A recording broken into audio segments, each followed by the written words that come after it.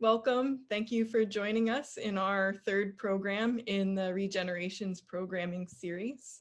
As Kelly mentioned, if you missed the past programs, they are now available on our website, which I have popped the link into the chat, bishopmuseum.org/regenerations. There's also some information on our upcoming programs as well. And I do hope that you'll consider joining us for our next program, which is on Thursday, August 12th at 6 p.m. for Maile Arvin's talk. Her book was a huge influence for us in creating this exhibit, and so we're very excited to host her next month. Before handing this over, I just wanted to take a moment to acknowledge a few folks. The first is to acknowledge one of the exhibit curators and co-curator of this programming series, Leia Caldera. It's really through her efforts that we're able to bring this programming series to you. So thank you so much. And Leia is here and is available in the chat, and we'll both be monitoring chat and questions throughout the panel.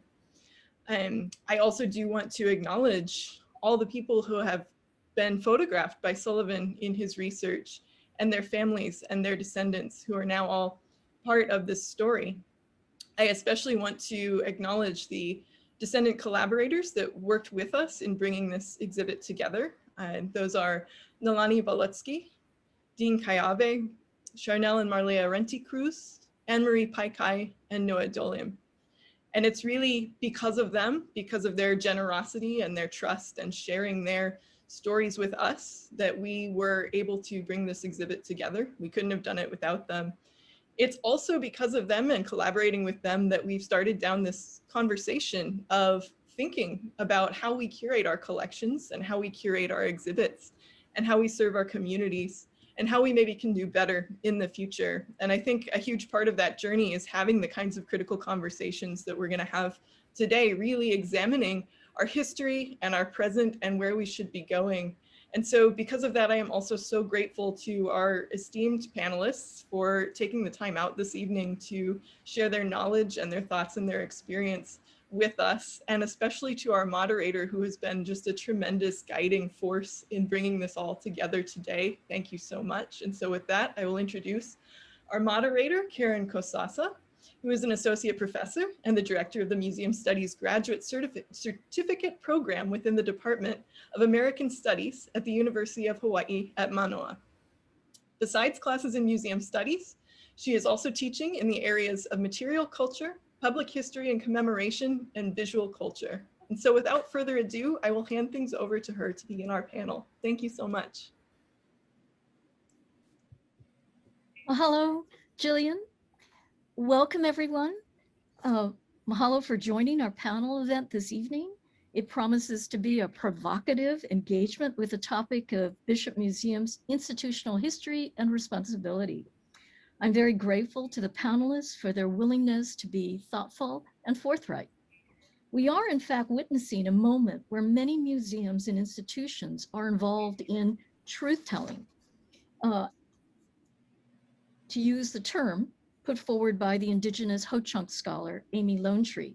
In this moment of Black Lives Matter and the removal of Confederate monuments, few of us are exempt from the critique of social and representational practices. I remember when I first read the words of Dr. Honani K. Trask in the early 1990s and her indictment of the University of Hawaii as a colonial institution. At that time, I was an art teacher in drawing and painting. So how could I be perpetuating colonial ideologies and practices? I subsequently returned to graduate school to examine the ways in which seemingly innocent art practices were creating a colonial vision of the world, especially by someone like me, a non-native and a settler in Hawaii, and regardless of my good intentions. Tonight, we are focused on the work of Bishop Museum, but allow me to provide some context for this historical moment. Last month in June, the American Alliance of Museums held its virtual conference. Many of the sessions focused on the topic of institutional racism, with titles like Exhibitions for Social Justice, Building Justice in the Shadow of Oppression, or, and one of my favorite titles, Is That Hung White? And you think, well, what does that mean? But then that was a very provocative session. These were sessions at a national museum conference with attendees from all over the world. This was this was not a conference where sessions on social justice or institutional racism have been routine over the last 2 decades. A lot of people were expecting nuts and bolts information on collection management software or new approaches to visitor services. And so although the latter was present, there was a lot of nuts and bolts information. In light of tonight's panel, there were several sessions on the topic of decolonization. For instance, 2 of the titles, Protecting Sacred Places, Native-led Movements and Museums. Another session was Indigenizing the Institution, Native Resilience at the Minnesota Historical Society. And, some of these are still available online. Some of the most interesting presentations involve report cards. Institutions that had recently pledged to institute change were asked to evaluate their progress. How were they doing in their efforts to challenge the racism and disparity in their outward focus programs? And this is exhibitions, public programs, work with communities, as well as the inward facing programs. And this is, among the diversity among their board members and staff.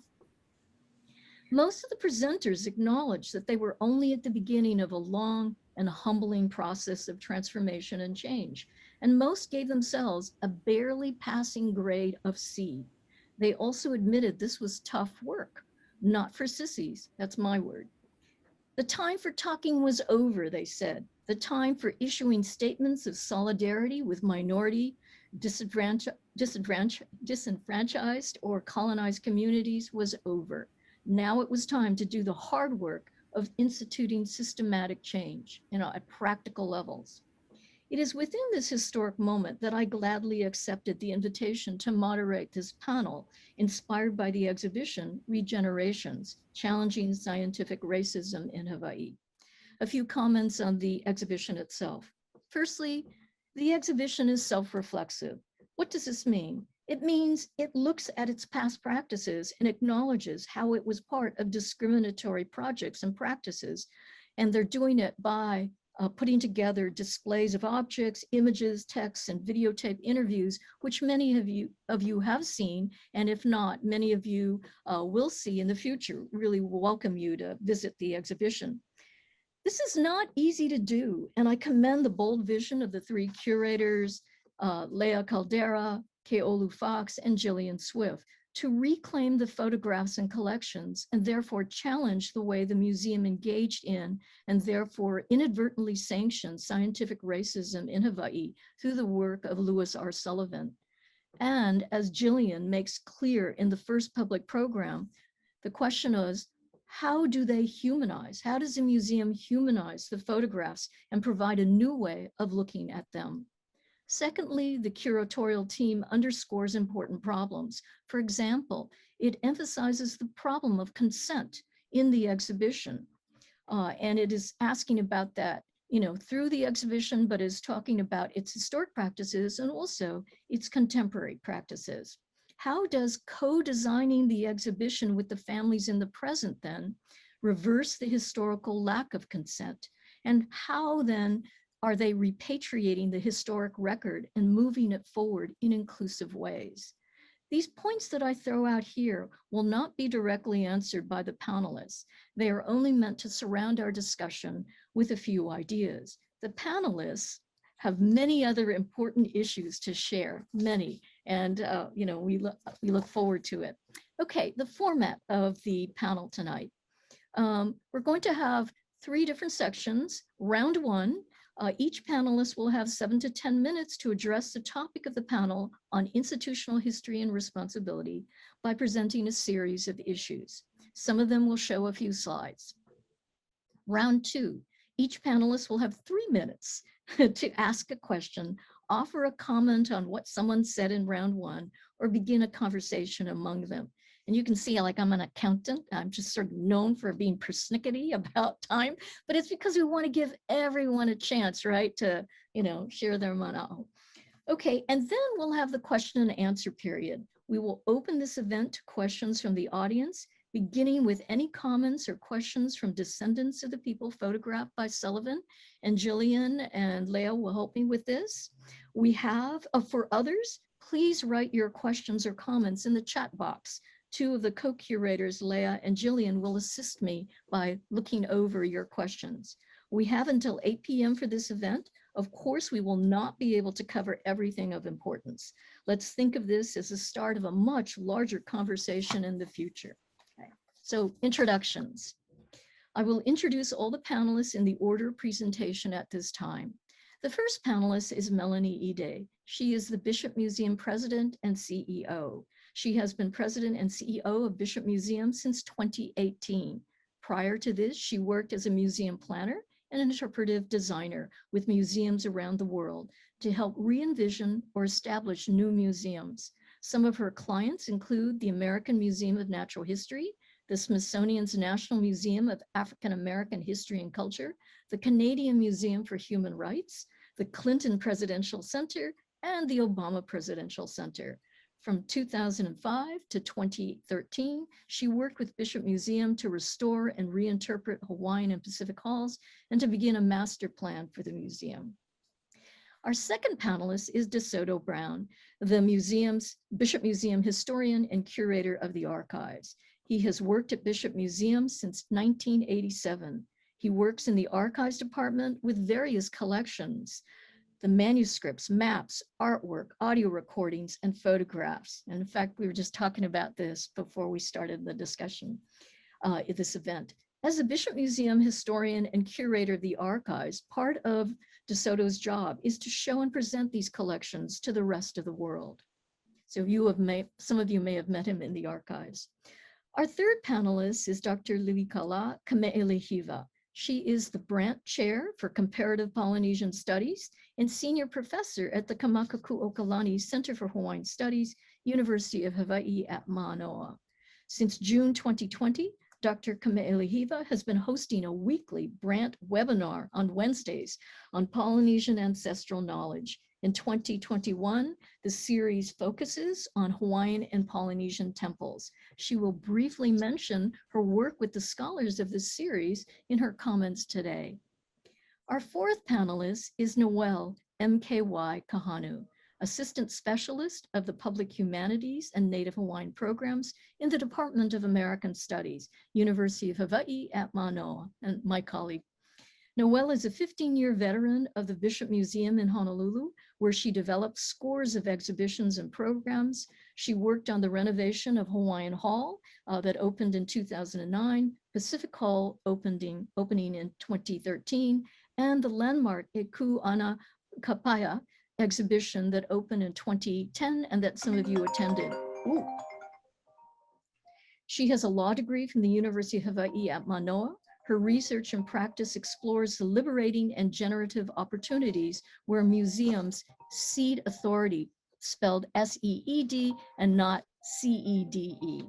Okay, thank you very much. I'm sorry speaking so fast because we got a lot to cover. And Melanie, if you could start with your presentation, thank you very much. Thanks, Karen.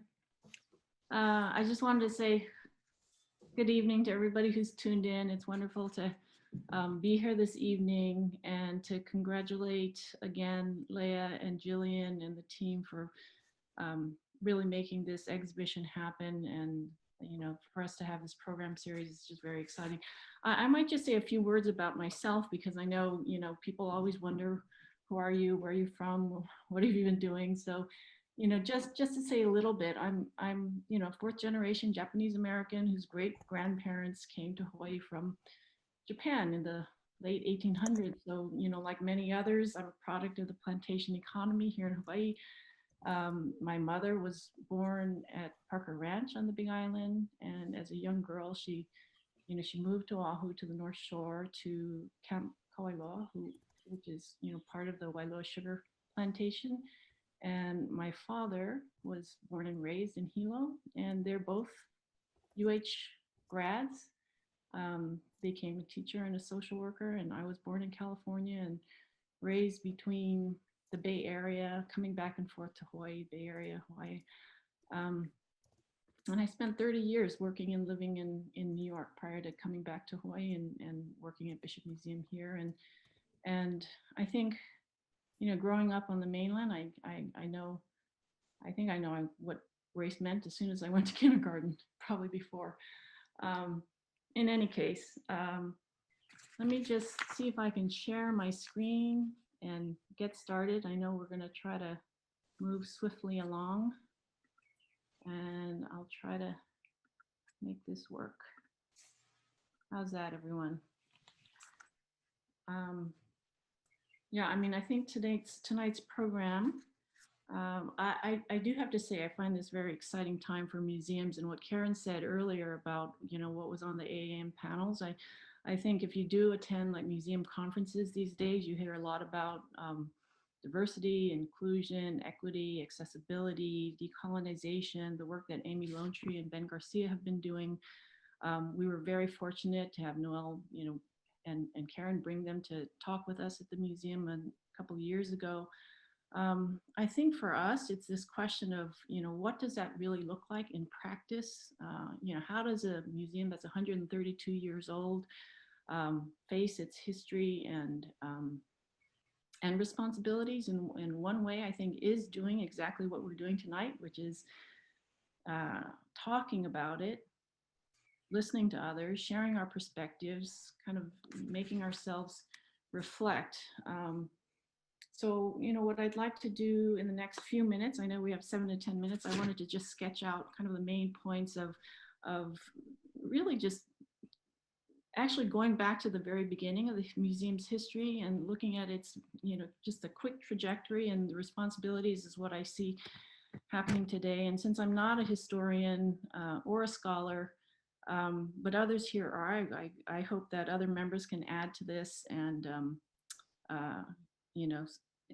I have to say, I'm also just really honored to be here with Lilikalā and Noelle and DeSoto, who really have been an inspiration. And I've learned so much from them over time. So I just want to say thank you for that. Hello, Melanie, can you please try sharing your screen again? It showed up white. Okay. Mahalo. How's this? Yes. That's it. All right, so here we are. And I just wanted to quickly just, recognize that the museum was founded in 1889, right? So this was Charles Reed Bishop founding the museum in honor of his late wife, Princess Bernice Pauahi Bishop. And so Pauahi was the last royal descendant of the royal Kamehameha family. And the original purpose of the museum was to house and care for the extensive collection of Hawaiian objects and royal family heirlooms that had come into the possession of Pauahi. But I think the other thing to think about, perhaps, and whether this is an inference, but there's, as we understand it, was a marriage of love. And this love was between a Western man and a Hawaiian woman. And in a certain way, it's been in our DNA as a museum from our founding. And I hope that's something that we can kind of remember through all of the trials that we go through. Just that's how we began. And I think at, Pauahi's death, she was also the largest landholder in Hawaii. And she used these lands to establish and endow the Kamehameha schools, as she believed in the power of education. So I think this idea of an institution that was there to preserve and steward forward these materials, and schools that was created to educate population of young children, is something that was put together with this idea of perpetuation. I'd like to also just, oops, let me see if now my screen is not moving. Okay. I just wanted to also take a moment to just on the side note that there remains this confusion about Bishop Museum, which was founded by Charles Reed Bishop, and Kamehameha Schools, which was founded by Pauahi, funded through the Bishop estate. So we're really two separate entities, even though we have these deep historical ties and are close collaborators on a number of really important initiatives, but Bishop Museum and Kamehameha Schools are really separate. And Bishop Museum is a 501c3 museum like any other. And, you know, if we go back to just the founding of these kinds of museums, you know, we have to recognize that Bishop Museum in 1889 was founded during this Victorian era. And, you know, this is when Hawaii was still a kingdom. And this is at the height of the British Empire.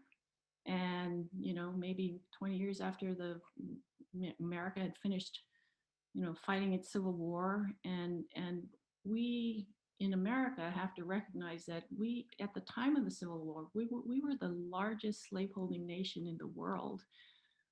We were not a society that was defined as a society with slaves, but a slave society, meaning the whole economy was dependent upon this way and life. And so this dominant culture has informed generations upon generations upon generations of Americans. And this was the culture at the birth of our museum. I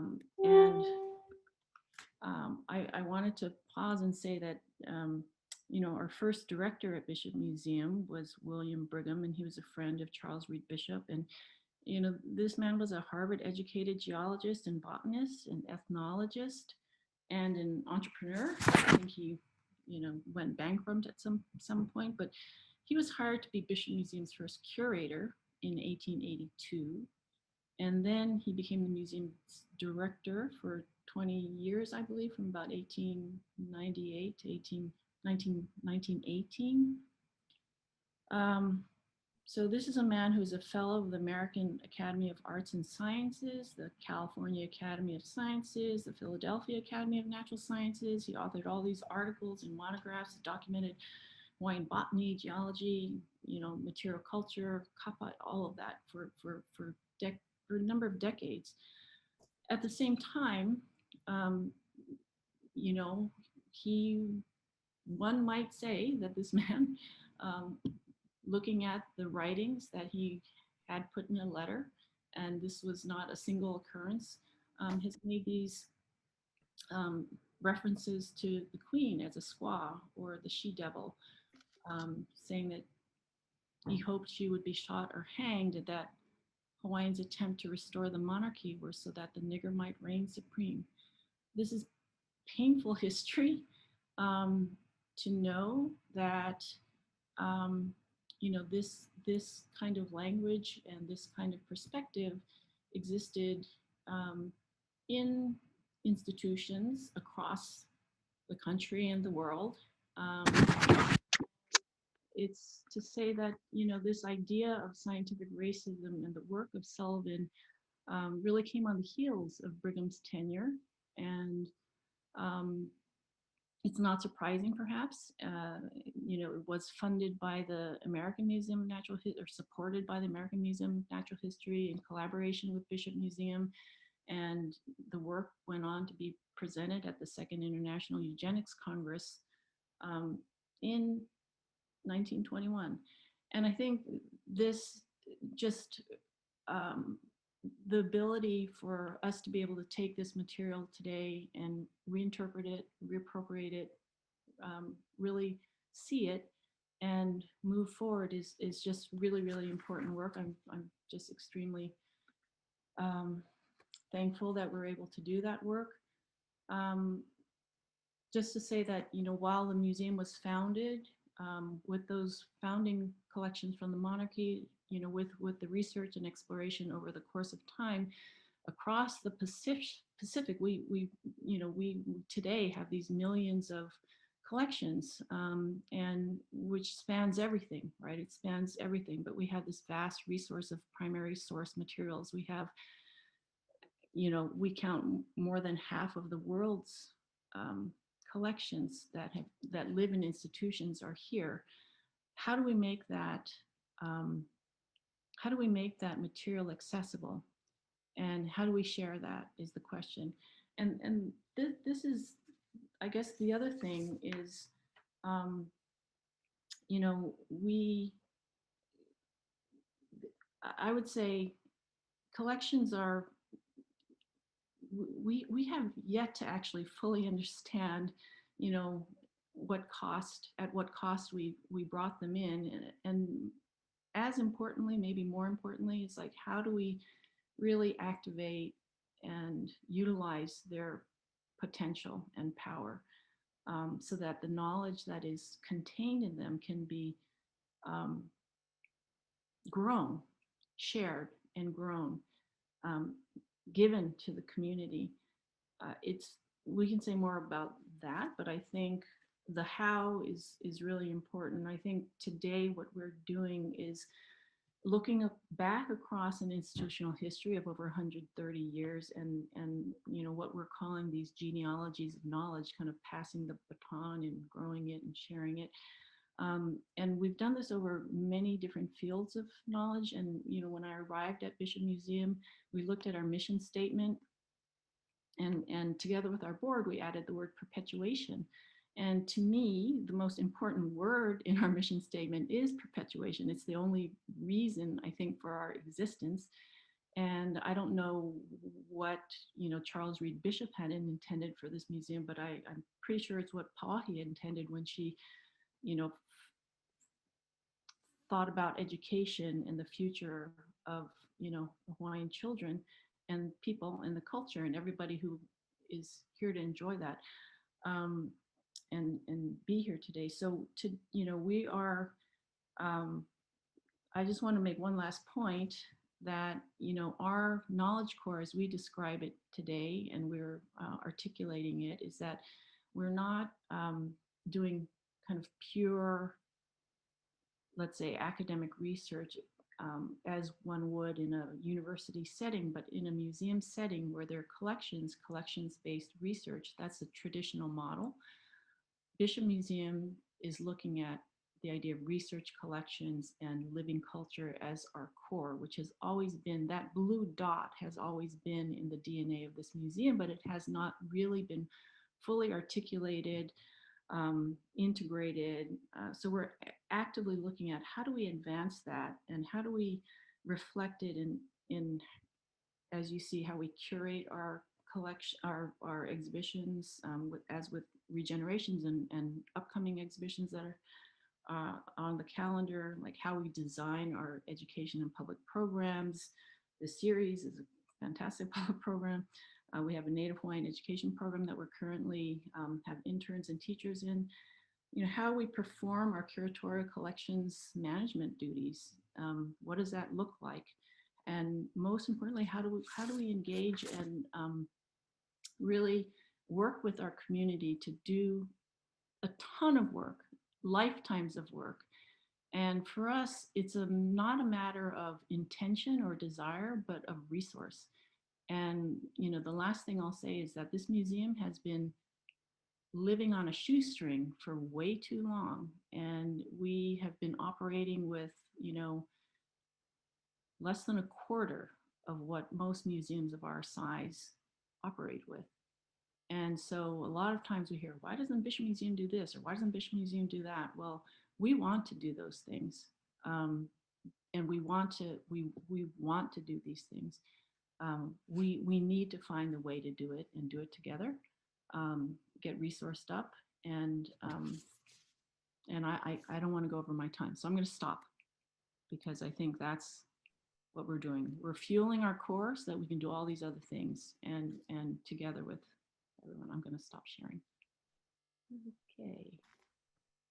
Thank you. Thank you, Melanie. And so now we have DeSoto. DeSoto? I can't see you. Yeah. Please. You have me now, and you can hear me now? Yeah, Okay, yes. excellent, excellent. Thank you, Melanie. That was a very, very good introduction to our entire subject tonight. And there's so much for us to discuss.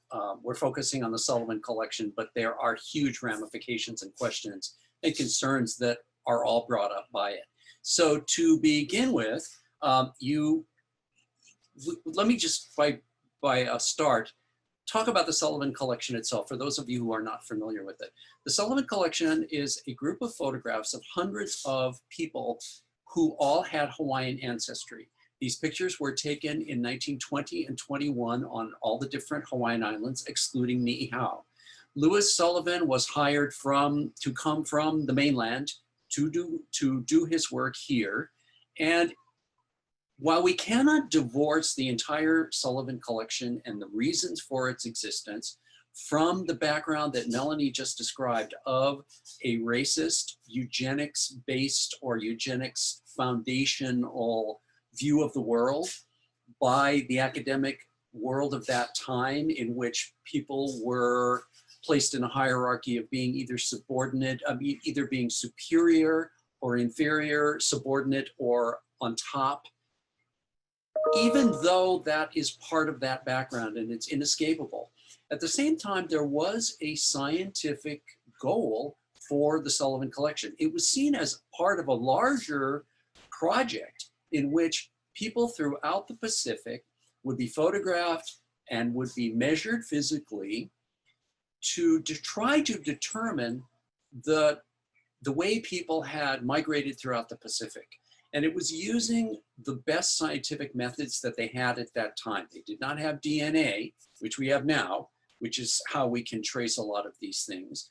But at the time, it was seen that in addition to trying to determine who was smarter and better, it was also a way to determine, are these facial characteristics, are these head characteristics indicative of how people move throughout the Pacific? And that was something that we're still working with today. We're still fascinated with, and we still are tracing in these days now through all the different types of evidence we have. So the Sullivan Collection was created by Bishop Museum. It was then kept at Bishop Museum. The people who participated in it, the people who agreed to be photographed, willingly did so. The photographs were not taken without their knowledge. They were not taken without their permission. But they themselves never saw the pictures. Their families never saw the pictures. The pictures were created in this atmosphere of academic research and work, and Lilikalā is going to address that as well, in which they were supposed to be for an elite group of intellectuals just to use for research purposes. So the subjects in the Sullivan Collection were treated as physical specimens. They weren't treated as the actual people. Their information was written down. Their names were recorded, their ages were recorded, their locations were recorded, and their ethnic backgrounds were recorded. But they were not considered to be integral to the process. In other words, thank you for posing for the pictures, but that's all we need from you now. So they never saw the pictures. The families never even knew that the pictures existed, and they remained in Bishop Museum untouched and unseen for many decades. Part of that was because Lewis Sullivan died unexpectedly when he was still young, still in the 1920s. So this project never went any further, although other pictures were taken in other Pacific locations of people from those places too, with the idea that they would be incorporated into this. So here is the Sullivan Collection in Bishop Museum Library for many years before the photo collection was created and then the archives. Nobody knew that they were there. I want to acknowledge my predecessors in what was then the photo collection in the 1980s for recognizing that the Sullivan Collection had a totally different need, purpose, and value than the reason it was created. And those predecessors are Lynn Davis, Betty Lou Kam, Debbie Dunn, and Clarice Mauricio. They realized that the Sullivan Collection needed to be made available to the rest of the world for people to be able to access it. The descendants of these people needed to be able to see the photographs, needed to be able to get copies of the photographs. So Bishop Museum had done a real service, which we now recognize by collecting the pictures and preserving the pictures, but now the next step was to get them out to people. Well, this was all in a time before there was digital anything, so that none of this could be made accessible online. So the collection, the Sullivan Collection, was preserved. It was put in better, under better care. And then copies were made, Xerox copies were made of all the photographs They were all indexed. All of the names were indexed so people could access them. And I also need to, at this point, to acknowledge Leia Caldera, who also worked on this project at Bishop Museum. And I was able to participate in some of the activities where we went out to the community to show people these pictures. But even more than that, over the years, I've had the tremendous pleasure and enjoyment and fulfillment of being able to present these pictures to people who've come to the museum. And in turn, they have helped us tremendously by giving us information on the people, corrections to names, the names of the children, because only the adults were named, none of the children. But also, we found out fascinating background information on things like there were 5 kids, but in this picture, one is a Hanai and the other are the actual descendants of this couple. Or of these 5 kids, one changed his last name to something else. Or the family chose to drop their last name and go with a middle name, which became their last name. All of this information was shared with us, which we did not have. And now we know to be able to tell others who use this collection. Let me see what else.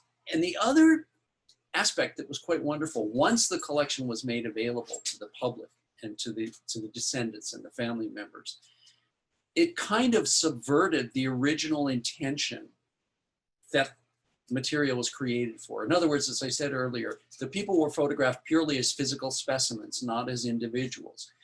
We turned that 100% around and turned it into a genealogical and family research asset in which the people became who they really were for the people who descended from them. So that was an unintentional way, again, as I said, of turning the entire story around from physical specimens to individuals. The other thing that I also want to mention at this time is, this is not so much a connection to Sullivan Collection specifically, but something that we deal with a lot in Bishop Museum archives. Who owns the pictures? Who has the rights to the pictures? And who has the rights to say what access there can be to materials in Bishop Museum? Now, I'm not even addressing things that have come to the museum under questionable backgrounds and circumstances. That's another huge subject, which is very, very important. These are things that came to the archives with the full participation and willing donation of people who created them or people who participated, people who are in the photographs or are recorded on audio, in audio recordings. But there are situations where we cannot offer full 100% public access the way we would like to for everything, because there are family members who have said, no, I don't want, this is privileged information that can't go to everybody. But sometimes within those families, there will be relatives or others in the family who say, wait a minute, yes, we do want it available. And that person who said no doesn't have the right to make that decision for all of us. We had another very major collection that came from a particular family in which the member of the family who was the one who controlled access to the collection specifically excluded certain family members and said that they could not access it, even though they were descendants as well. That fortunately ended with the death of that particular guy.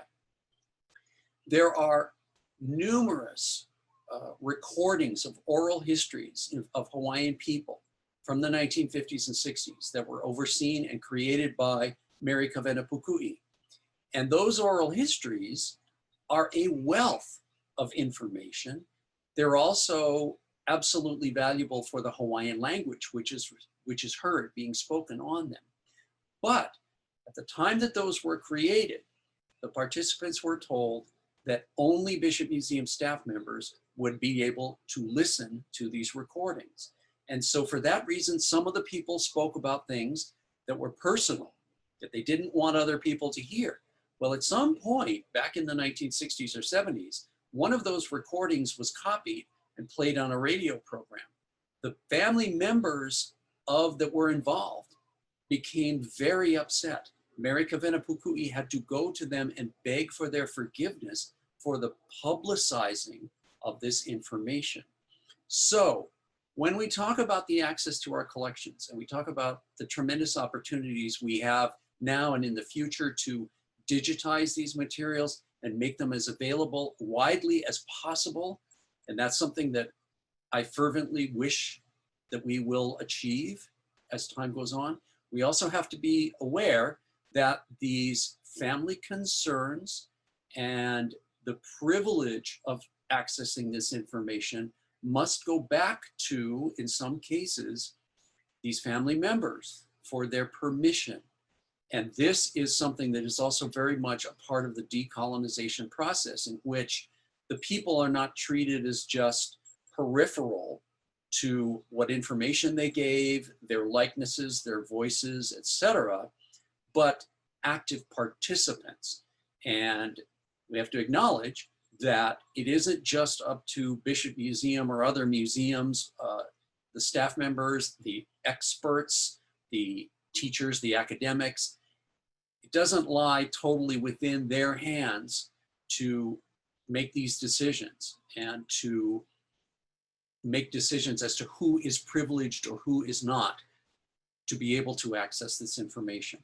We must work with the others who are the creators and the disseminators and the informants in this new world, in which we can't just say, we're the bosses, you do what we say.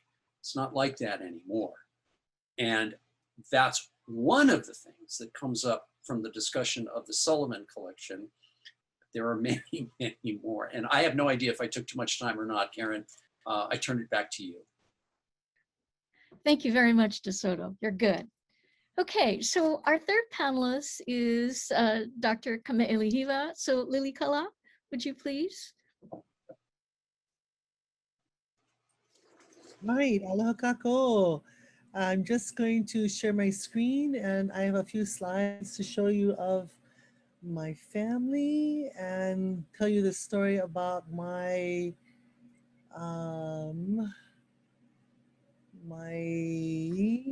I did it wrong. Whoops, gotta go back out, sorry. Of my family and our experiences at the museum, which were not so nice. And I wanted to say that things have changed and we could change them more, but I think a lot of Hawaiians still think of the museum as a place that's unfriendly. And let me see if I get this straight again. Okay, back to basic. There we go, basic. Hit the right screen. Okay, we're getting good at this. We're getting better at it. So I'm gonna tell you the story about British Museum and also a little bit about who the people were that were kind of offended. Now, does everybody see one screen? Is that what's out there? Is that, Yeah.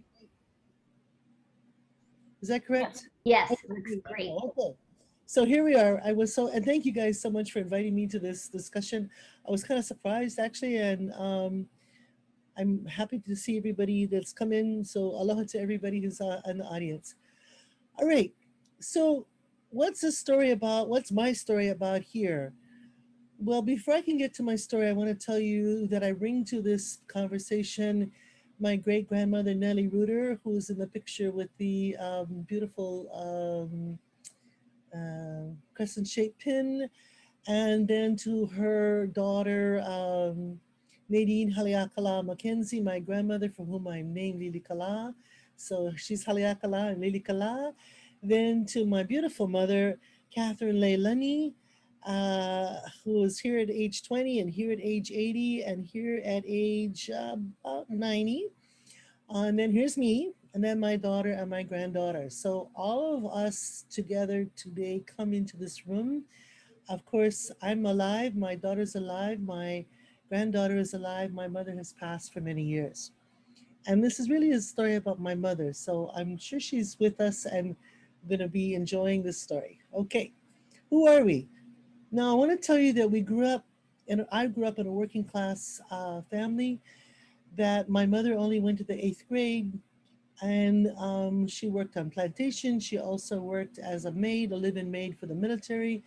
And finally, she became a hairdresser. She never expected me to go to college. She just wanted me to finish high school. I did finish high school. I'm the first person in my family to finish high school since the overthrow of Queen Lilikalā. And as you'll see, my family are royalists. Who was the family? But by the way, my mother always said, we are a chiefly lineage, and so therefore we must not disobey or act foolish when we're in public. So there was a thing we had to do, is obey. Okay, so let me get this going. Why is this not moving forward? All right, there we are. And so this is a story of our family, the Ohana Pu'eo genealogy. We often have reunions. We come from the island of Maui. This story begins with our great-great-grandmother named Pu'eo. And she was a daughter of Malauea, a man of Hamakuapoku in the island of Maui. He was perhaps born in 1813. She married a German guy who jumped ship. They were married in Makawao by Reverend Green in 1851. They moved to Kaupo to live and raise their 4 children. So we always knew we had this genealogy, but I found out in the museum more genealogy. Okay, we'll get to that in a minute. I come from the first of their children, a guy named Nelly Reuter, and he was married to a woman named Hanalale around 1875. Now, Nelly Reuter was kind of an interesting guy. In 1884, he was an attorney.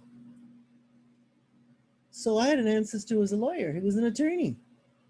And later he became the sheriff of Maui, of Hanamaui. So this is before the overthrow of the Queen. Yep. On July 23rd, 1893, Meineke Henry Reuter was replaced as sheriff of Hanamaui by the provisional government for refusing to sign the oath of being to the provisional government and for being a royalist in support of the Queen. Okay. Here's his firstborn daughter. So we're in support of the Queen, and we're not going for this provisional government, and we were anti-annexationists, and we've been that way since that time. Okay, we still want the country back. So there we are. So here's Nelly Reuter, and she had 18 children in all.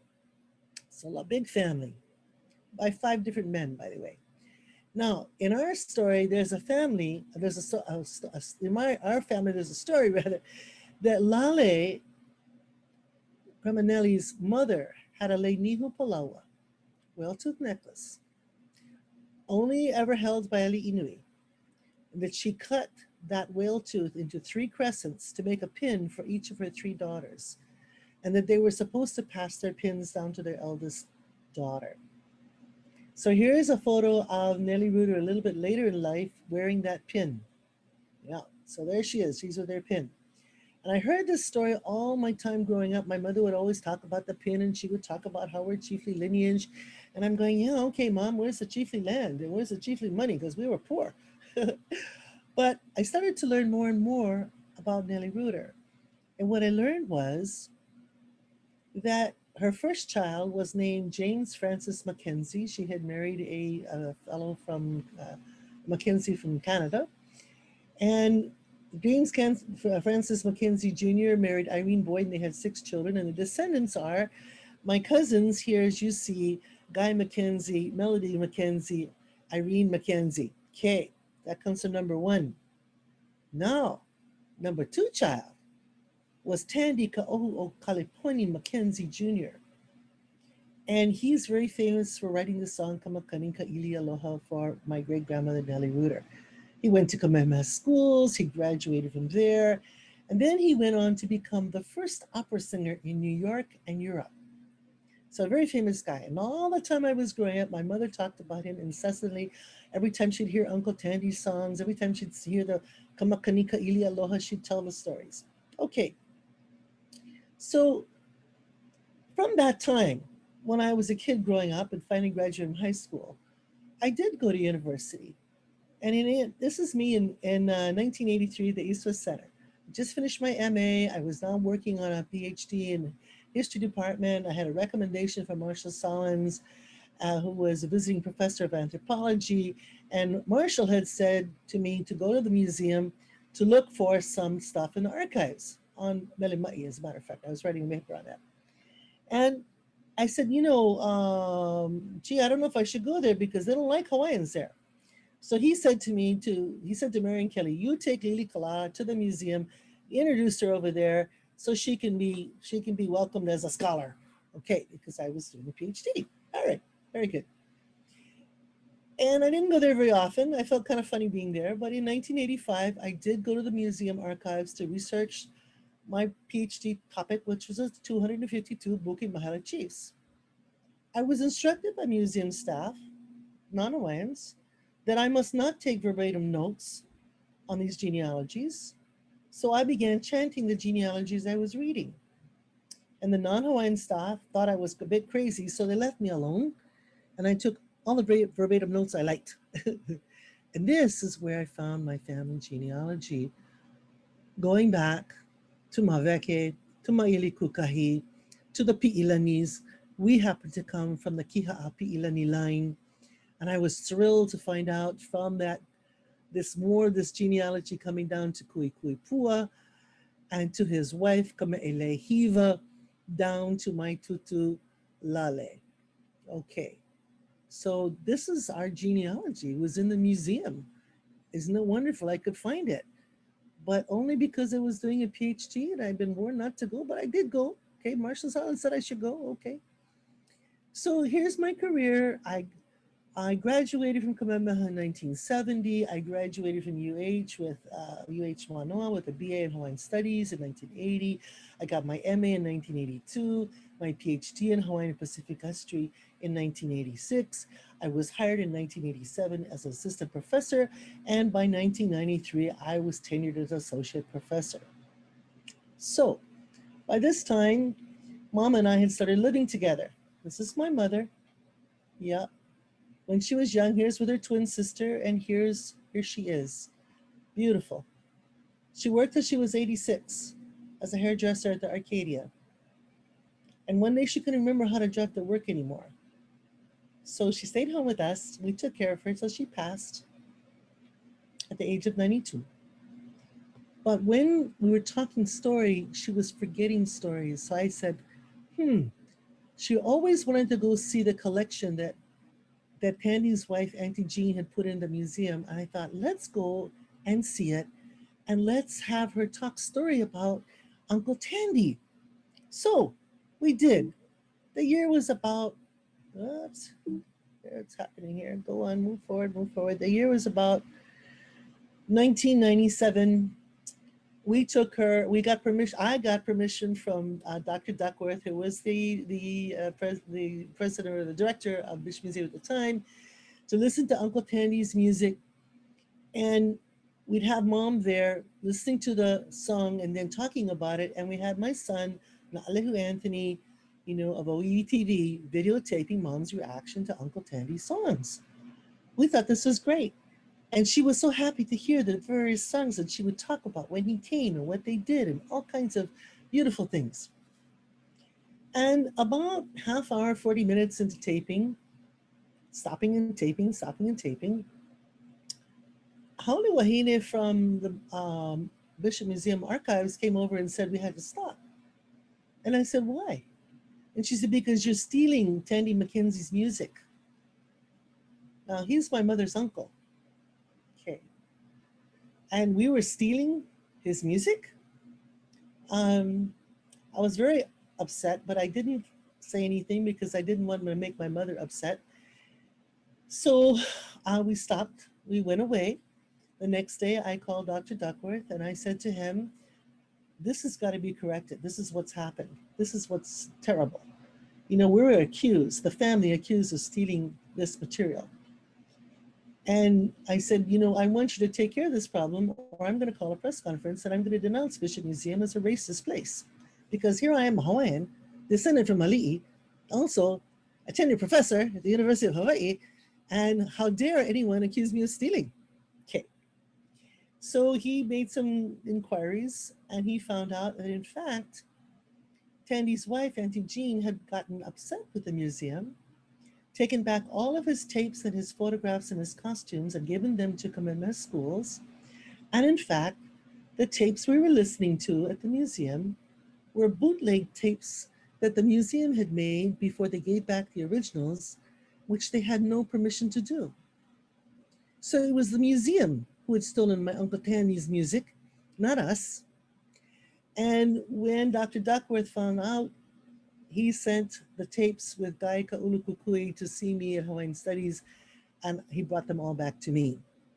So the originals are coming to schools, and I have a secondary copy. Okay. We're talking about Tandy Mackenzie. We're talking about his family wanting to know more about him. And we're talking about a museum who so disregarded me as a Hawaiian. I mean, if I had been a white male, for sure, there wouldn't have been a problem. But as a Hawaiian, I was discriminated against. Okay. Today, things have changed. Today, we have wonderful people like Leia Caldera and DeSoto Brown helping Hawaiians come into that museum to do research. I bring my students there every year to see them and to have them lecture to my students about what's there. How can we solve this problem of the past still colliding with what's happening today? How can we solve the problem? Okay, this is how we solve it. I think we need to have more people know that the museum is open to natives. Now I'm running a weekly webinar on Polynesian experts, and I want to show you, this is our last webinar, it's episode number 50. I've had 50 different kinds of experts come in. They all want to come to the museum to look, to see what's there. What about their ancestors? So obviously we should be able to bring them in and have them come and learn what they can learn and see what has been collected about their ancestors.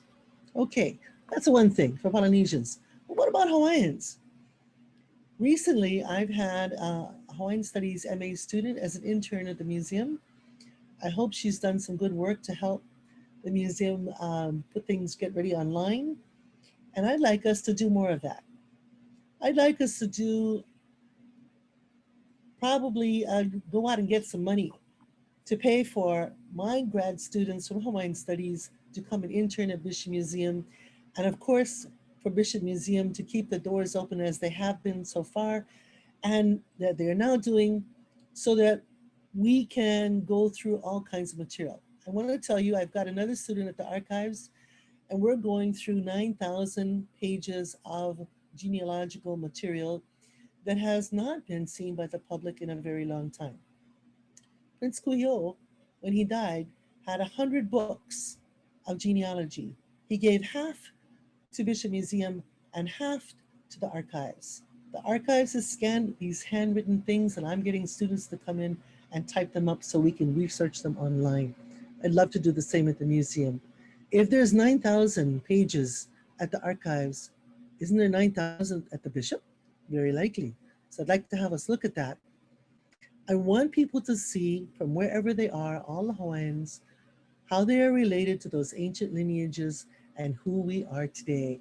This empowers our identity, and it connects us with our ancestors, and it makes it pono that this kind of information could be in places where not too many years ago, Hawaiians were degraded, denigrated, felt unwelcome at a place that kept all of our ancestors' material.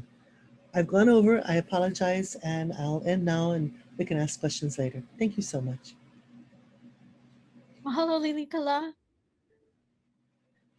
It was great to see all of your slides, right, with all of the text and lists. All right, so our fourth panelist is Noelle Kahanu. And so Noelle, if you could do your presentation.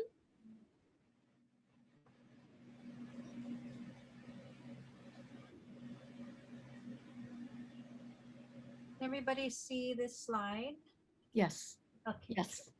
So thank you so much. I'm really glad to be here, and Lilikalā is a hard act to follow, as are everyone else. So I'll do my best. I'm not a scientist, so trying to understand the Sullivan Collection and its context actually was kind of a I felt like I was a little out of my element. But the one thing I want to start with is just I really want to commend Bishop Museum for their willingness to explore the difficult issue of scientific racism in Hawaii.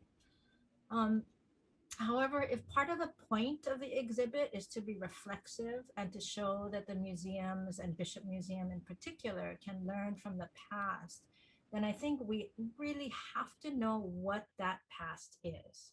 So to not speak in generalities, but to be as specific as possible. So for me, I wanted to know what was Bishop Museum's complicity in the work of Sullivan. I wanted to better understand what he was doing and his relationship to the Hawaiian community. And then when we think about decolonization, yes, it's about decentering the Western focus and allowing for indigenous agency and activism. But it's also, I think, at the end of the day, about having a collection that the museum can be proud of. That's something that one of the leaders in this movement, the San Diego Museum of Us, did when they established a policy on a colonial pathways policy.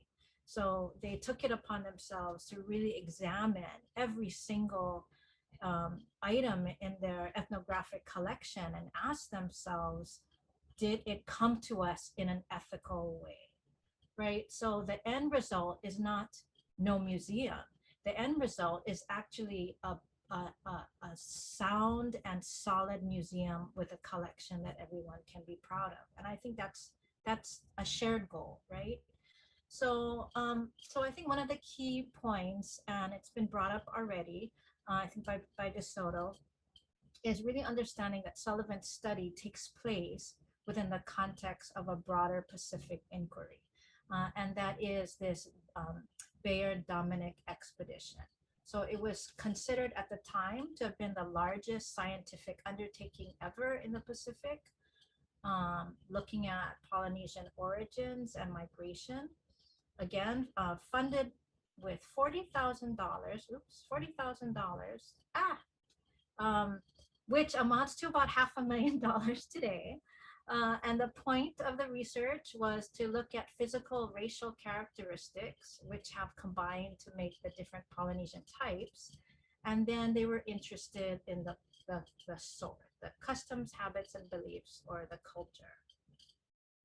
So there were 4 fields or parties that fanned out across the Pacific. Tonga, the Marquesas, Rurutu, Hawaii, right? And in each location, they took photographs, they took extensive cranial measurements of the native populations, they collected ethnographic information, and they excavated and gathered ancestral remains. So Sullivan's research was firmly rooted within this context of the Bayard expedition. And his work in specifically, and I want to acknowledge Chris Kirkawai for this quote, his job was to catalog the dead and record the living. I encourage all of you to seek out this article, Seeing for Ourselves, fabulous article. So specifically, he was brought on to repair, recatalog, and provide proper receptacles for the osteology collection, and to study the living representatives of the Hawaiian race.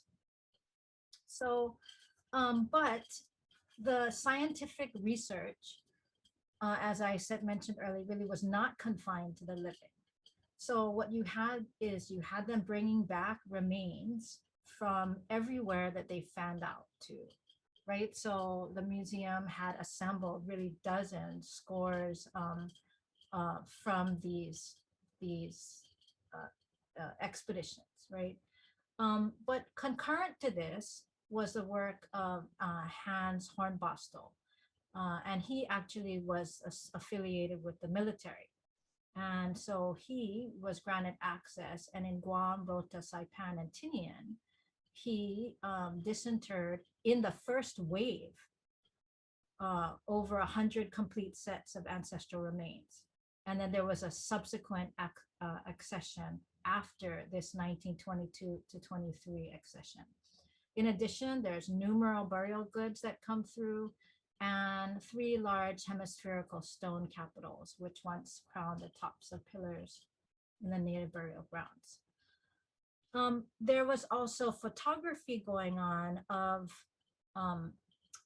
osteological collections, or iwi kupuna, ancestral remains that were at Peabody Museum, not Peabody Essex, but the Peabody Harvard Museum in Cambridge. So Kenneth Emery is there, and he takes the time when he's going to school in 1923 to photograph their collection, and that came to Hawaii. And he also is asked by Sullivan to photograph the entire iwi kupuna, or ancestral remain collection that's in Bishop. In addition, Sullivan segregated and stored the remains and made them readily accessible for inspection or research. So my understanding of this term is that he actually, so if someone came in as an individual, he he put all the po'o together, right? All the heads. He would put all the long bones together, right? So he was taking complete individuals and putting them into these separate collections, so that you could study all the po'o and measure them all together in one place.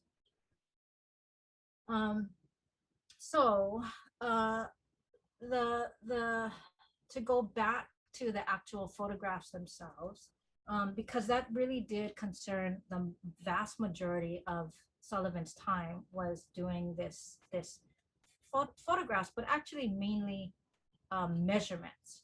He was most concerned with measuring people and getting their racial composition, not just Hawaiians, but many others. So about some 2,000 Hawaiians, but also 8,000 non-Hawaiians. So a total of 11,000. And the thing is, when it's important for him to validate your racial composition. So he was asking parents, grandparents, and to the extent that people had the info, he was going to great grandparents. So in theory, all of this genealogical information actually exists for some 11,000 individuals. Now, this here is an article from the Hawaii Herald, October 8th, 1920. There are tons of articles of the time. Everybody was really fascinated with Sullivan and what he was doing. Here it says he arrived in Hilo yesterday from Kona. He's been making a study of the Hawaiians for the purposes of preserving their race characteristics in the museum archives. He's convinced that there's 20,000 Hawaiians who will pass for representation of the ancient stock. Anyway, it was very exciting. People were excited wherever he went. People came out in droves. So how did he know where to go? Who was he working with? So within the museum, it was Stokes, it was Lahi Webb, and A.F. Judd, president of the museum board. He also worked with a lot of the churches, the Hawaiian Evangelical Association, the Church of Jesus Christ and Latter-day Saints, and a lot of the Hawaiian societies and churches. Sorry, it should be Peabody, not Peabody. But I was interested to find that my great-great-grandfather, Reverend Poi Poi, Henry Poi Poi from Kamakakūokalani Church, was also one of those that was involved in helping to connect Sullivan to this community of people. And, I would say so one way to look at this when we're thinking about Indigenous agency is it was, if you look at the photographs, they're wearing their Sunday best. They're wearing their brooches. They're wearing really beautiful dresses that they came wanting to participate in this project, which really everybody was talking about and everybody kind of knew about. So I think that we cannot deny that there was a strong sense of agency in Hawaiians wanting to participate. And I think somebody brought up the issue of unintentional consequences and about how we're reactivating the collection today. And I wonder, like, maybe they did foresee, you know, how do we know that they did not in 1920 think, wow, that my image could be captured for future generations? Like, it was a new technology that they were being allowed to have access to, and what they perhaps imagined came to pass, right? So what is more troubling, and Chris Kirkawai talks about this as well, is definitely there was a lot of photographs and a lot of the bus, like live casts, and the measurements were done in schools. So we've got the territorial superintendent of education participating, okaying the access to all the public schools in Hawaii. He has correspondence. He's got the participation of almost every principal, in addition to Punahou and Kameʻeleihiwa schools. So, you know, did the children have a choice? I don't know. And the other issue is really the participation of High Sheriff W.P. Jarrett and Sheriff Charles H. Rose. Jarrett was part Hawaiian. I think maybe Rose was, but you know, I don't know, when the sheriff says you should do something, you know, maybe you feel like you don't have a choice. I don't know. Okay, I wanted to point out this one little thing. When we talk about institutional racism, I just thought this was a really fascinating example. So above is the report for the director in 1920, but actually it's an excerpt from Sullivan himself. And this is what he says. Sullivan says, "These are the people helping me. This is Mr. Stokes, and we have Mrs. Webb, who's cooperated enthusiastically, not only during museum hours, but also in the evening and on Sundays. And Mr. Judd, right, president of the Board of Trustees." Well, later on, after Sullivan passes away, his research is written up by this guy Whistler and published in Observations on Hawaiian Somatology. And in this version, you see that that who is recognized is the director, Herbert E. Gregory, and then John Stokes, who gave freely of his time and experience, and Judd. So fascinatingly, a perfect example of scientific racism or institutional racism, in the sense that here, when it came to an actual publication by Bishop Museum itself, they actually chose to omit Lahi Webb's participation in this entirely. All right, so just to wrap up here, the products of Sullivan's research, in addition to the exhibition, which has already been talked about, interestingly enough, the exhibition also included a full body cast of David Kahanamoku, who was Duke Kahanamoku's brother. We have 54 bust casts, 7 large charts and photographs, and it actually showed in Hawaiian Hall and the Hawaiian Vestibule in Bishop Museum before it went to New York.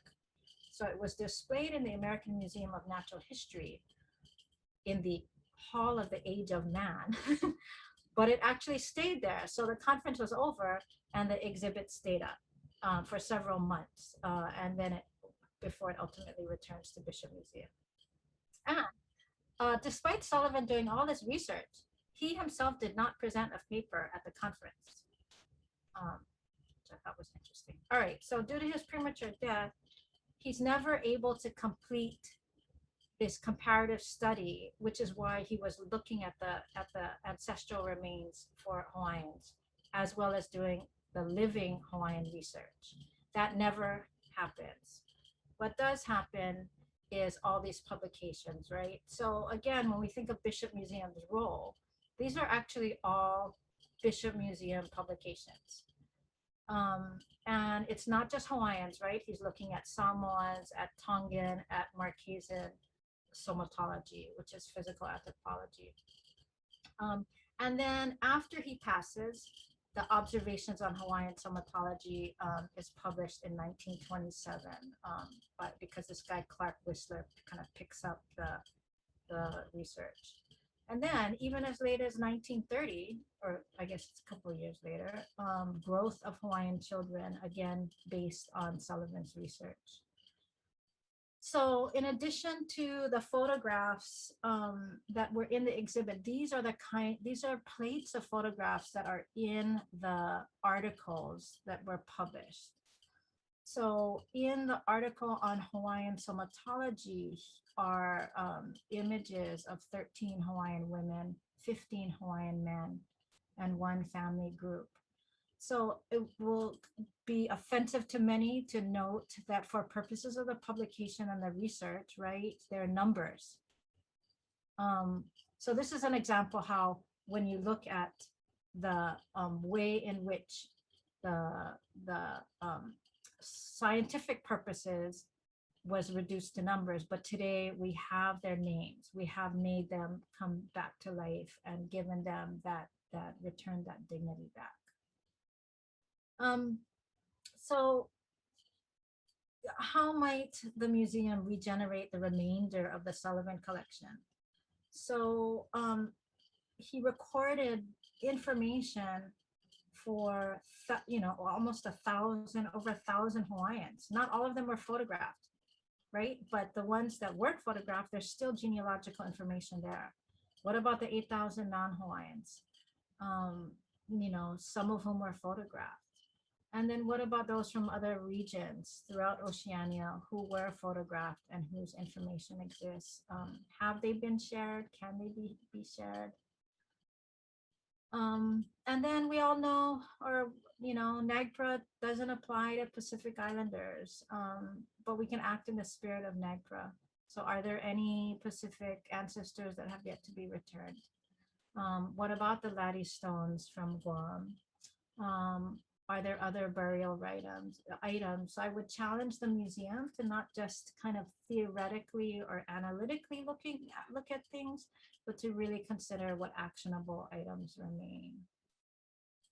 And then lastly, I just want to point out, these are some articles that appeared from 1987. This is what DeSoto was talking about, this effort to open up the Sullivan Collection and take them around Hawaii. So they created 6 albums. They took them to the Gathering of Clans in Kona, and they took them to BYU in Laie. It says here, his photographs, now considered more important than his original mission, offer a rare, realistic glimpse of Hawaiians in the 1920s. The difference is, in 1987, those who saw the photos still had memories of those, right, who had been captured. And even though that's not true today, they're really still as powerful as they ever have been. And I'm just thankful to the museum for creating this exhibit and allowing us this time to think about the collection and its creation again. Thank you. Okay. Mahalo, Noelle. Thank you so much, panelists. Now, because we're sort of over time, how about we just have a short discussion among you? If there are questions that you want to ask each other or just to raise, maybe we could limit it to 10 minutes and then we can go into the Q&A with the general audience, right? So questions that anyone might have, and if you would unmute yourself, that would be helpful. Please. I'm very happy to have participated in this. We've brought up some excellent, excellent points. In my work and in my time working at Bishop Museum, in reference to what Lilikalā said, numerous times I encountered people who were shy or were hesitant, cautious, a little uncomfortable. They felt exactly what she was talking about in coming to the museum to do research. It made me very sorry that they felt that way, but I also understand very well the years of the kind of vetting of people as to whether you were considered worthy of being allowed to come in and look at the collections. And just as an example, if anybody is familiar with the Huntington Library in California, they still follow a really rigorous process to even allow people to come in and look at material, and they have a lot of Hawaiian material. Even I consider that very off-putting. I haven't even attempted to go there because it's so complicated. You have to jump through so many hoops. Bishop Museum was never as extreme as that, but Bishop Museum did. As Lilikalā said, when she first came in, there was kind of this question and answer of, well, are you really worthy to come in and for us to spend our time with you? And that's not there. That's not there now, because the archives and library are open to, when we're not open right now because we're still under COVID restrictions. But in the past and in the future, we again will be open to anybody during our public hours. You want to come in and look, you are welcome. Let's make that known. Yes, Let's yes. campaign about that to say one of the ways we can resolve the terrible things that happened in the past, the racism that we as Hawaiians had to face when, you know, another country took over our country and still is running our country, still is taking our lands, still is making it difficult for us to live in our own country. Will the museum open? Yes, it will. Museum will be open for people to come in and do research, and I'd be glad to help spread that word among my students. I think it's about time that we got that word out there, and let's think about how we can do research projects together that can encourage more young people coming in. Let's do it. Let's not wait till graduate school. Let's start with the high school. Yes, yes, yes. Let's bring through the BA, the MA, the PhDs, and let's get into actually doing this stuff. It's the history of it is so horrible, the things that were done and said. But you know what? We can't let racists win. What I like to do is make fun of people who say racist things. After all, who was that guy who was in charge of the museum saying things about the Queen? Who was he? He's not even a footnote in history. People remember the Queen, they remember him. Okay, so let's turn it around. Let's make it positive. Let's see how we can do more things to really help with this research. I would like to help in any way possible to get more stuff online. I think we should, as the museum can put online, you know, like I said, charge everybody who wants to do research $1 a hit when they come online. We're gonna make money for the museum. Everybody wants to study at Bishop Museum. So I think that's one way to help the museum. You guys need money. Everybody needs money. It's important. And then let's see how we can get maybe some of the billionaires that live in Hawaii to give us grants to have us work with students, you know, to pay students to go to work there and be interns and help get this stuff out. I like to say, I always say, when you have broken eggs, make an omelet. We've had some bad things happen in the past. Doesn't mean we have to stay there. Let's move forward with good things that we can do together. I really believe in that. And you know what you just said in terms of not just focusing on the older students, we've done activities with young kids that involve archival materials that are fun. It doesn't have to be serious, super serious research. You can do things. Yeah, you can do things with kids that are like, here, look at this picture. Let's talk about it and tell me some things about it. Just answer questions. Here's the archival material. You answer the questions and then you stand up and tell us what you learned from going through the raw material, to reading it, to looking at the maps, the photographs, whatever. And it works and it's fun. I think also though, I want to say, Noelle, thank you for telling us about how many bones are there.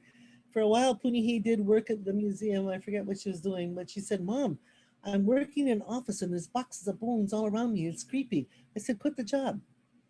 No job is worth that.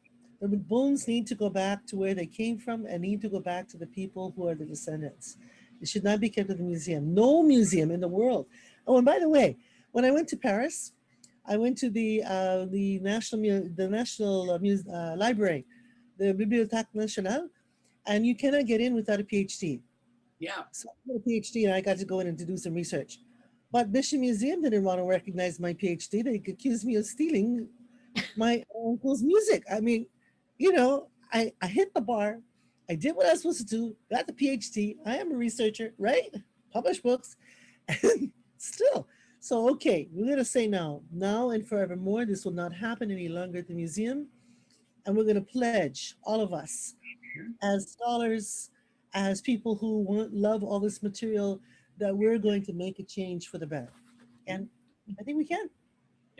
We absolutely can. I wanted to echo everything that DeSoto said and what you all are saying. I mean, what's extraordinary to me is that I have heard, you know,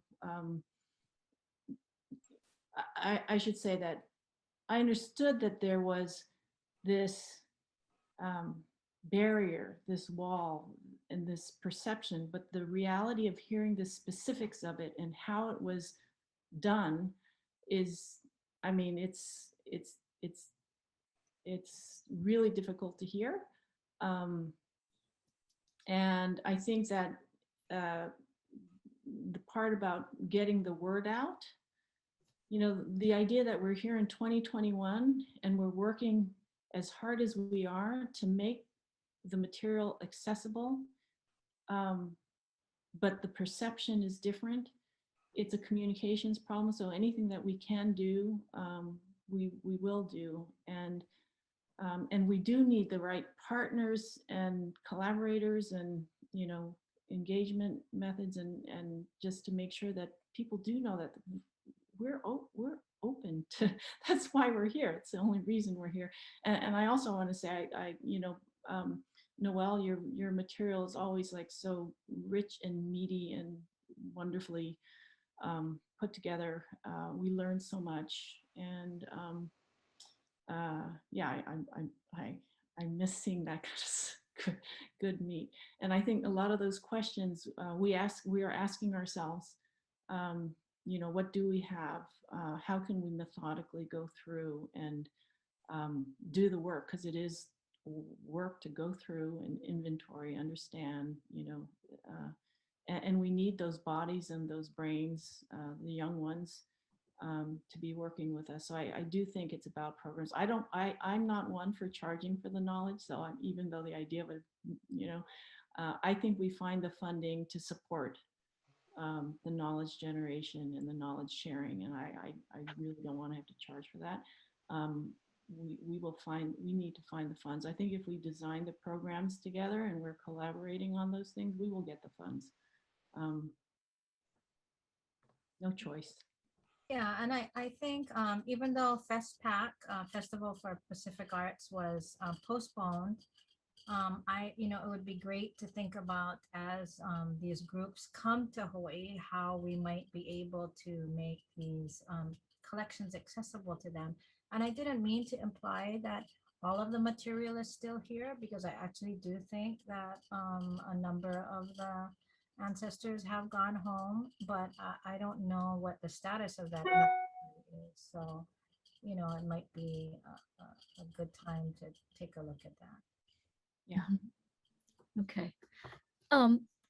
Thank you, you know, everyone, for, you know, sharing your ideas and your research too, and your insights and the question. As Melanie is saying, there's nothing like hearing the specifics of incidents, right? And especially then, you know, it's like hearing Lilikalā, the story of your mother and your son and you know, it's like we hear about hurt, we hear about people being traumatized by their interactions with institutions, but it's really important to hear these stories, right? Because it makes it very concrete. And as you're saying, you know, there's the problem then of people then being turned away, people being turned off so that they don't want to, you know, come back to the museum. So it's interesting at about 10 years ago at a number of the conferences, like the Pacific Arts Association, they would have archivists stand up and say, please come and visit us. And a lot of them were from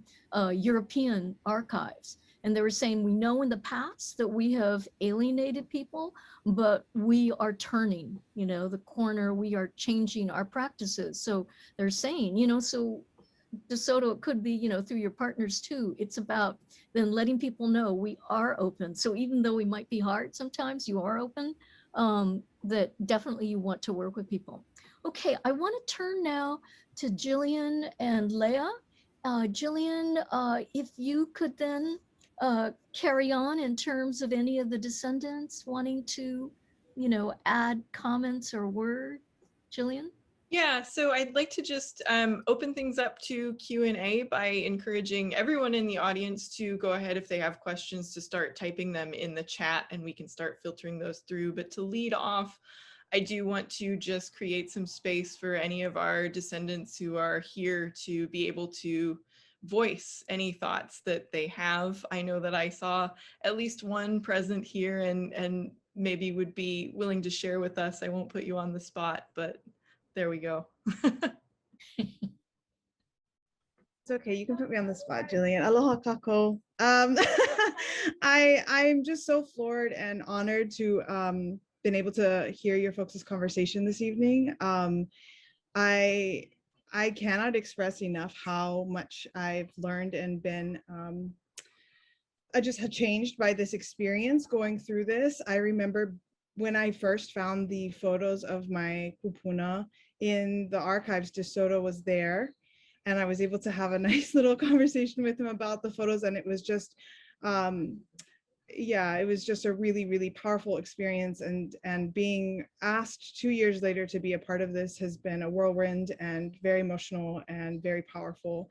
And so I just want to mahalo Leia and Jillian for your thoughtfulness, for your intellect, for your sensitivity, and for your just your empathy and your good humor too, just allowing for us to have some space in this and to be able to sort of start to reclaim our ancestors back. I will say that in the case of my my ohana, that as a result of being part of this, I have been able to reconnect back to the community back in Kahanu just recently, which has been an incredibly powerful and emotional and extremely wonderful experience. As Lameka, who I'm featured with on the poster, was our last descendant that I know of that was actually in Kahalu'u, and that was 100 years ago.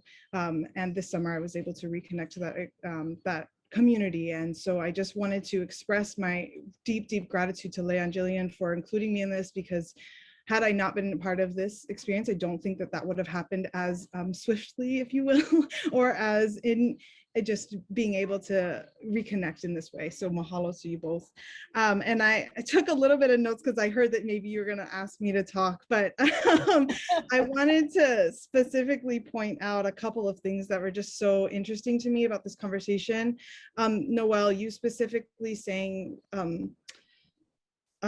talking about the agency that our kupuna might have had, and considering that maybe they did know what they were doing when taking these pictures really struck me and reminded me of some of the conversations that we've been having more recently in academia about the mahele, and considering what our agency maybe looked like in different ways, less passively and more proactively. And I just wanted to mahalo you for offering that and allowing me the space to think about this a little bit differently. I also wanted to say, in terms of the library conversation, as a librarian myself, that I think it is very interesting to hear, Lilikalā, for instance, your experience in the library and in the archives at Bishop Museum, but in other places as well, in the institution of UH and other public libraries as well.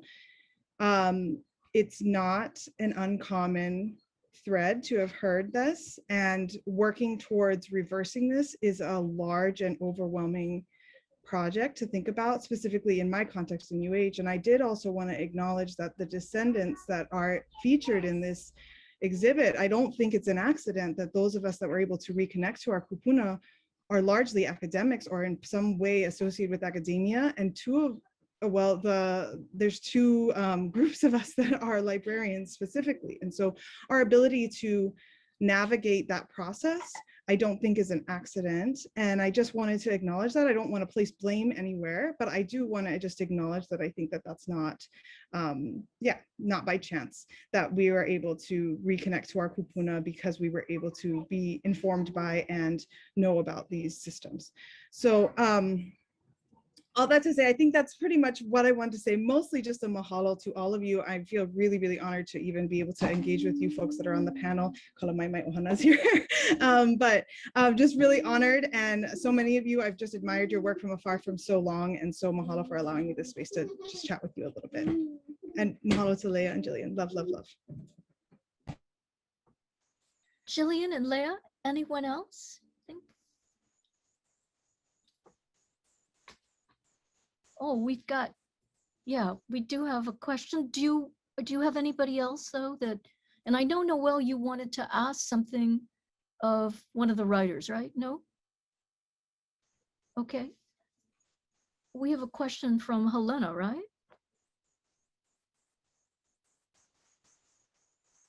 Yes, sorry, I was just going through to see if we had any other folks who might chime in this section. We do have a question. I'll go ahead and read it for the panelists. First of all, mahalo for this wonderful roundtable conversation. Although this presentation is focused on the Sullivan Collection, I'd like to know more about the general context of the practice of anthropology at the Bishop Museum in the 1920s. I wonder how that larger context, as well as how the work of anthropologists at the museum, was promoted to the territorial population through media like newspapers, and perhaps if this broader appeal helped to facilitate Sullivan's work amongst Hawaiians across the archipelago.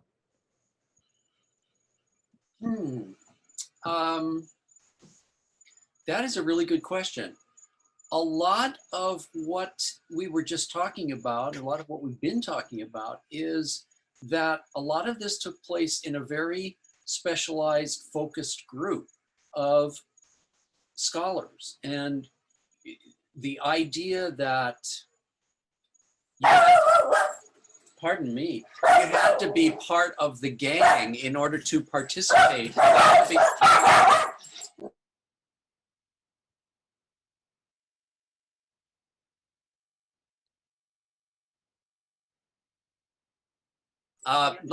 Okay, you had to be part of the gang in order to participate. You had to be one of the group, and you had to be a scientist. You had to have a degree.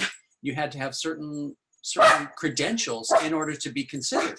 So a lot of it didn't get out to the public. A lot of it was, again, within the context of we'll research in our group, and then we will publicize this among our group in the academic journals of the time.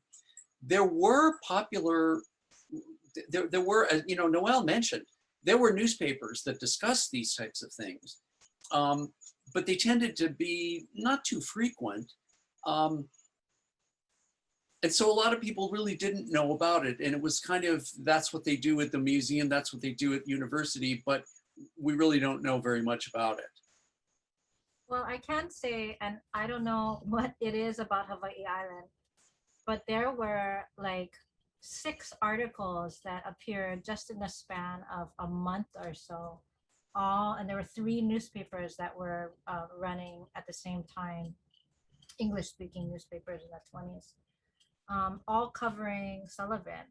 And so the coverage was a lot. But the thing about anthropology, at least in this time period, Hawaii was a hotbed because of the mixture of races, because they were really interested in Hawaiian and Chinese and Japanese and Caucasian and, you know, this combination. And so Hawaii was seen as this fabulous laboratory, and it actually drew a lot of people that were involved in these kind of racial studies, particularly when it came to marriage. Like that there was research already happening in Hawaii prior to Sullivan arriving, and some of that work was presented at the eugenics conference, not Sullivan. So you know, yeah. So I think that there was a lot happening, and again, tons of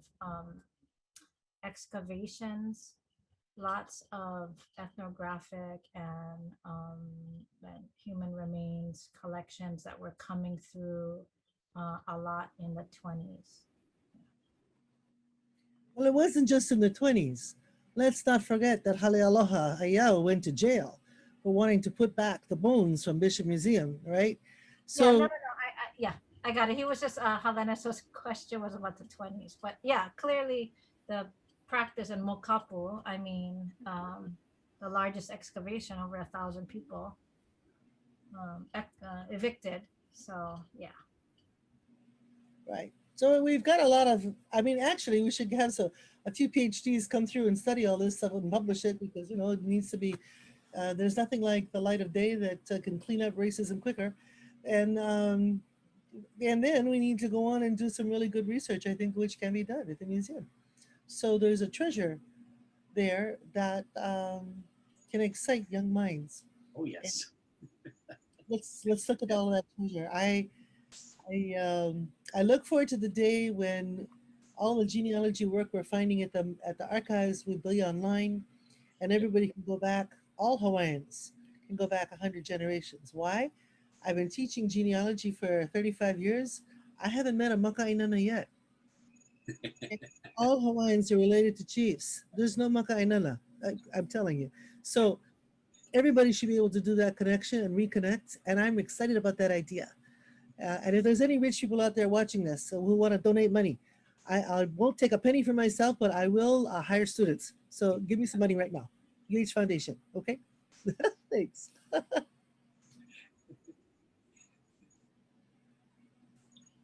Karen, you're muted. Yep, thank you.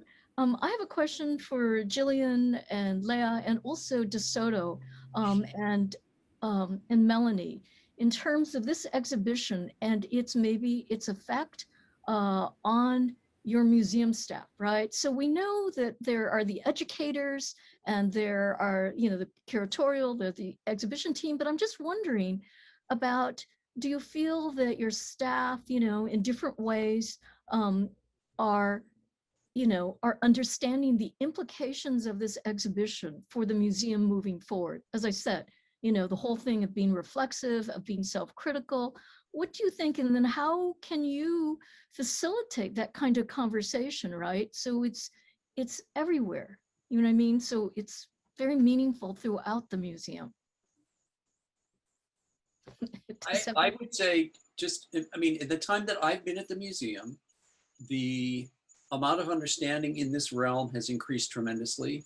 The amount of understanding of, I think, the melding of scientific and culture. In other words, there was sort of there's cultural aspects that you can study, and then there's purely scientific aspects of like natural history and natural sciences, but they don't connect that much. And there's much, much more of an awareness of that connection, particularly with traditional Hawaiian culture. Hawaiians were part of the natural world, 100%. They had to be, because that's how they could survive. Today, we are much more divorced from the natural environment because of the way we live. But most cultures, I mean, you go back everywhere in the world, everybody's integrated into the natural world entirely. So that sense of integration, I think, is a great deal stronger, in addition to the other things that we talked about specifically with this particular session that we've just done. Mm-hmm. I am wondering though about people who maybe not are interested in this kind of content, right? And this sort of critical looking, how it may be, it may be sort of like forecasting about change throughout the museum, right? At every level and in all sorts of ways. However, we do have another question that Noelle would like to ask of actually one of the writers that she referenced in her presentation. So Noelle? Thank you, Karen. So I did realize that Chris Kirkawai is present, and so if she's willing, I was wondering whether she had any thoughts that she wanted to share about the exhibition or about the discussion.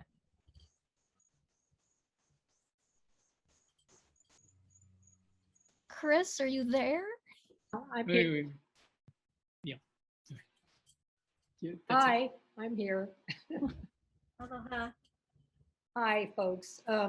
What an interesting discussion. I'm thinking about my writing, and my focus primarily was on photography and how that was used and misused throughout history. So, and your discussion is so much larger than that.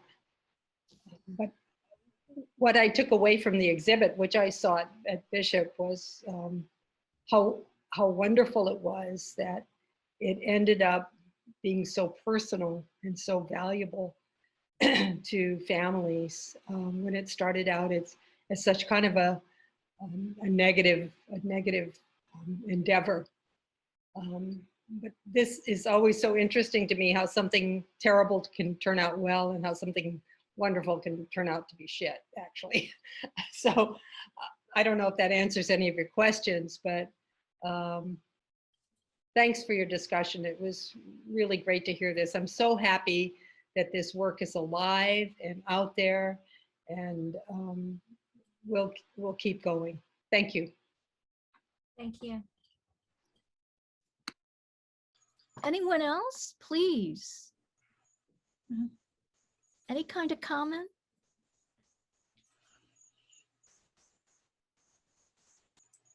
Or any of the panelists, you can also make a last comments. I just wanted to jump in and say that, you know, the question about how the exhibition is being received among staff, it makes me wonder, because I'm not sure. And also it makes me think it would be really interesting to have some kind of a session for to use it for facilitating that conversation just internally for staff.